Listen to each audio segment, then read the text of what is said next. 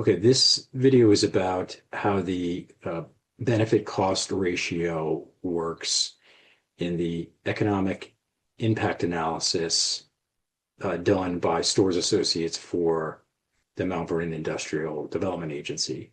And I'm going to focus on why I think the benefit cost analysis or the ratio is misleading. So let me share my screen. Okay, so this is just the title slide. I'm going to look at some of the math behind the numbers. I'm going to move quickly. I encourage you to pause slides and look at them. I think one of the reasons why these economic impact analyses can be inaccessible or maybe intimidating is they have a lot of numbers. They're around 20 pages, a lot of language that people may not be familiar with, and just rows and rows of numbers. So I'm going to focus on three projects. The one that is before the IDA now, this Library Square project, and two that were approved in 2024, 115 McQuestion Parkway and Q West. This is a page from the most important page, I think, for our purposes, is this fiscal benefits and cost page and from the economic impact analysis from Stores Associates. I highlighted in yellow the lines that we're going to focus on in particular here that we'll touch on, and we're not going to spend a lot of time. Up above, we have the benefits. These are the fiscal benefits, okay? And by far the largest benefit is what Ms. Stores lists as the property tax revenue from the project if no pilot is awarded. So this is the hypothetical full value property tax. It's included in the fiscal benefit. That struck me as odd, and it wasn't until recently, the Heritage project, that I really started thinking more closely about this and why I think it's a mistake to do it this way.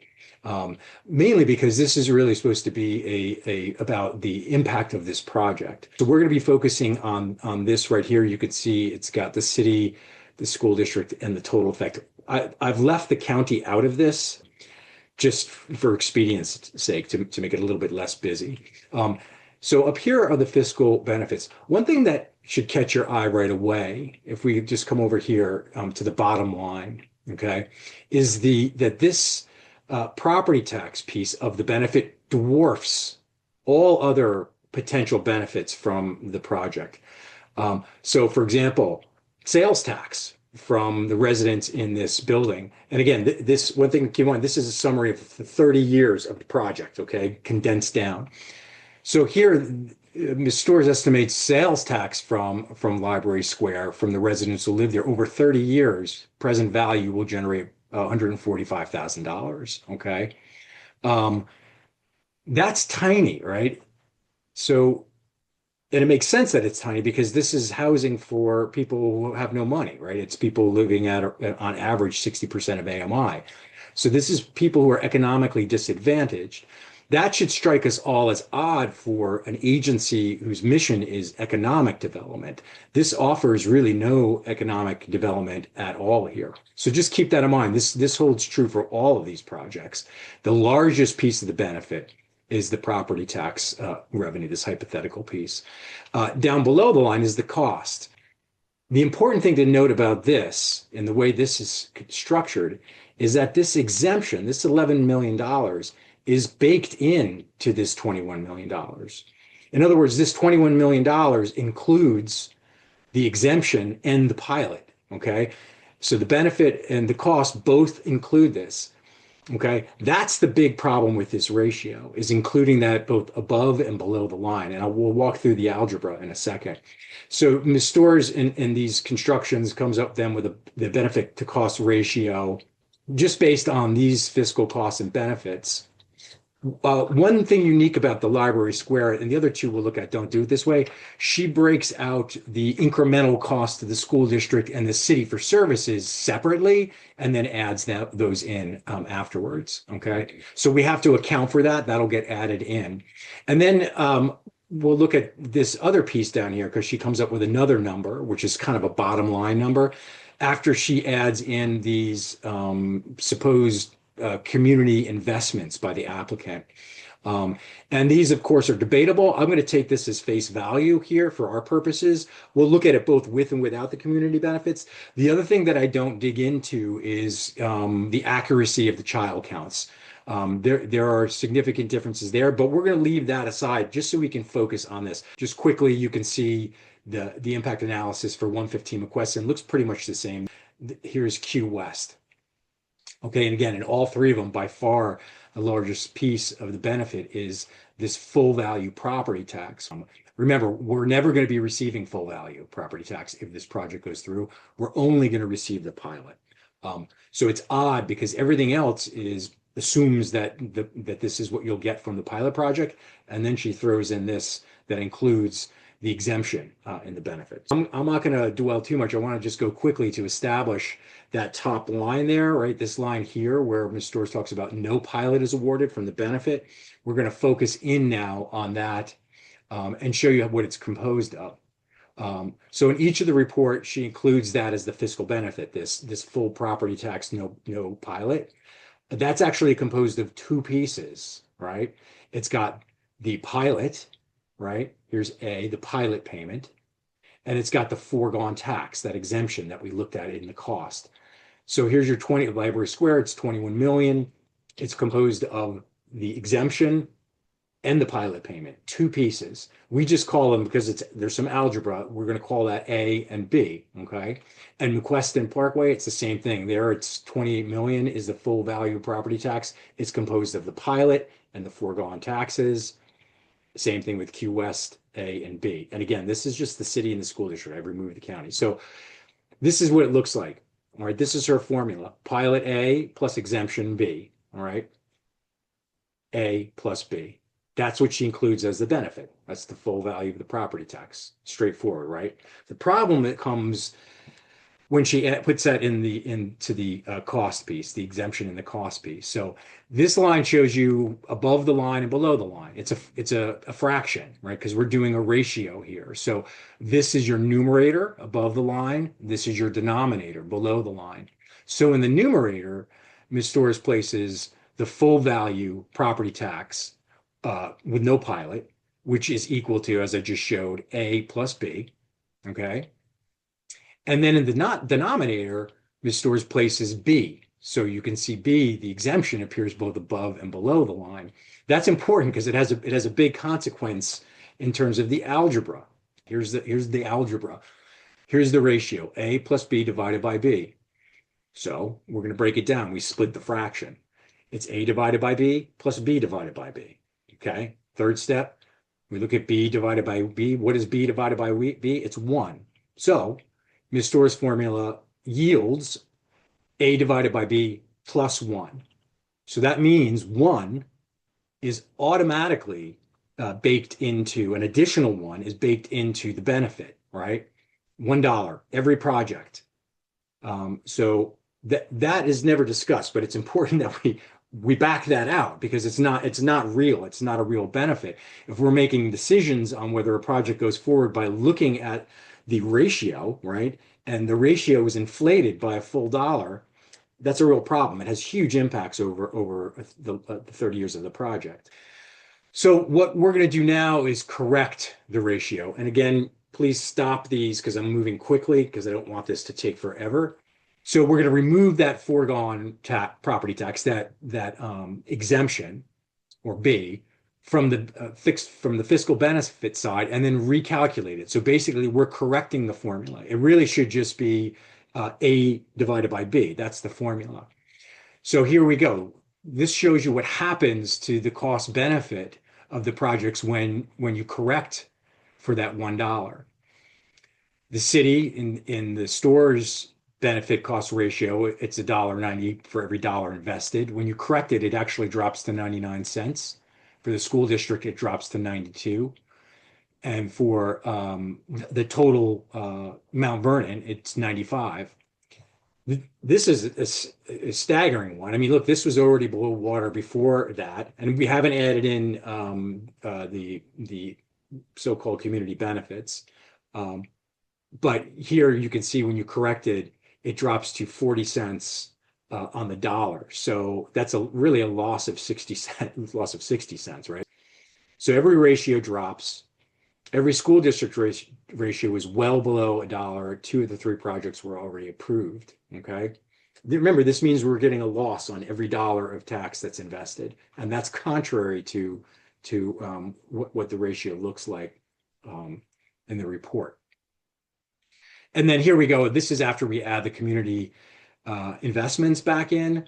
I'm not going to spend this video talking about whether they are legitimate community investments. I have questions. I've raised questions. Others have raised questions about the legitimacy of the bulk of the claimed benefits. I think they're just there to try and make the ratio appear better so it can persuade people that this is a legitimate economic project where it's not.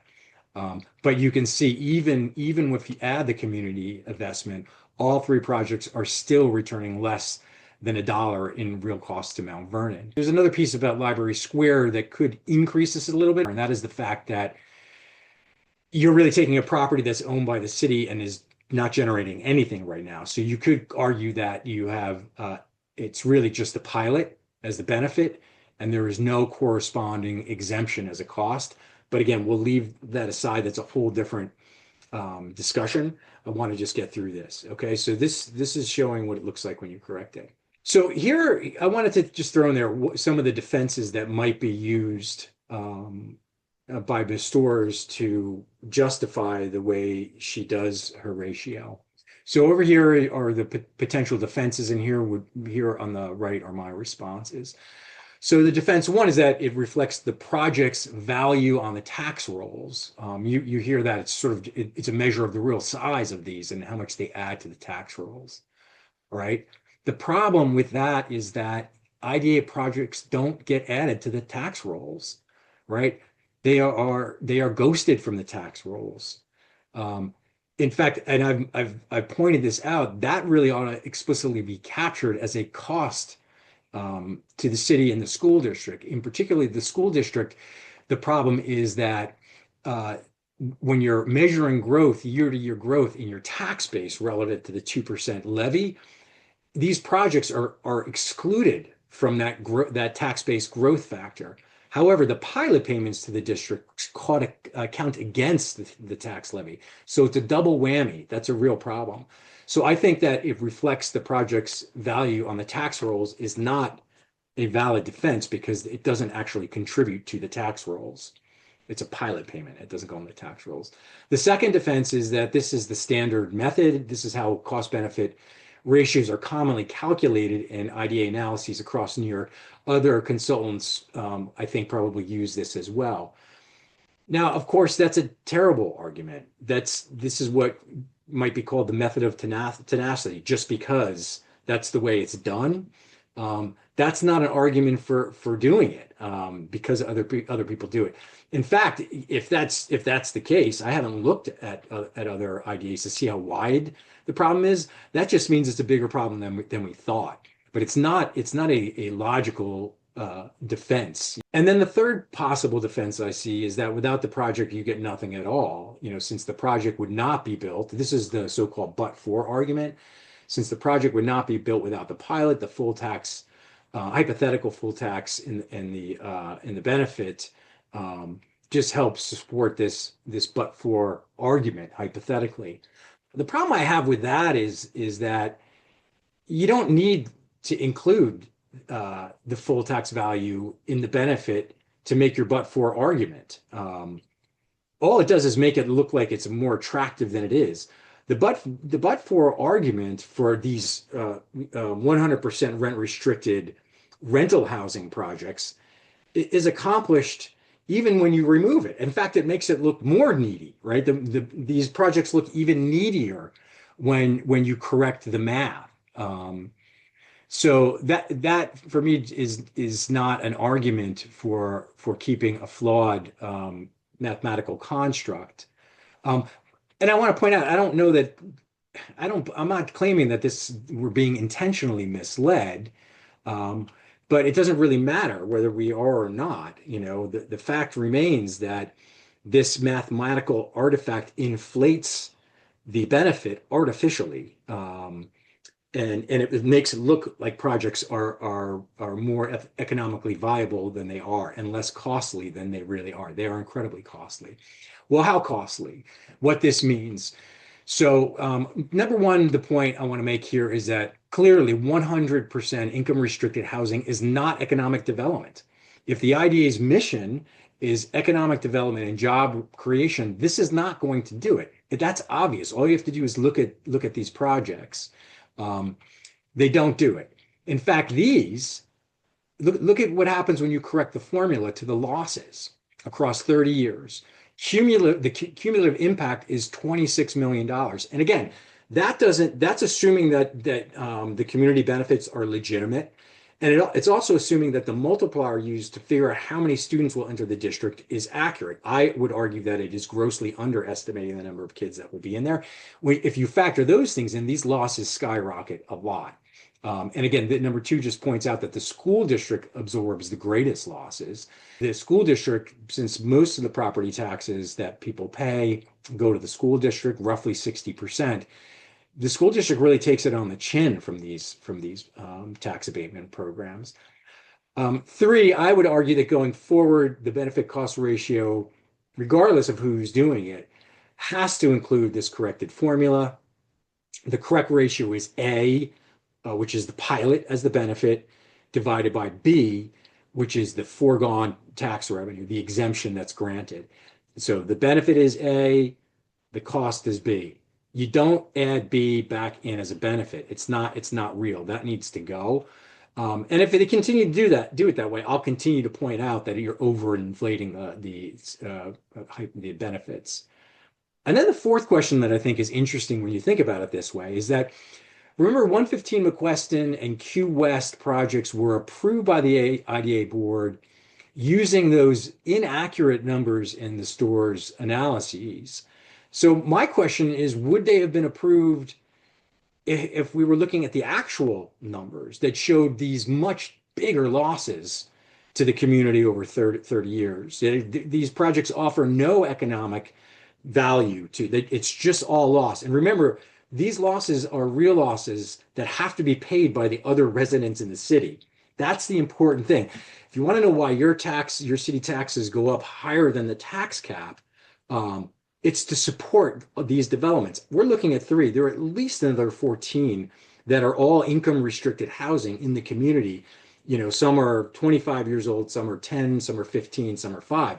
But all of those projects are contributing to these losses. And that's really what the residents of the city are picking up. But so, yeah, the question is, would these have been approved had the IDA board known just how deep the losses were from these projects?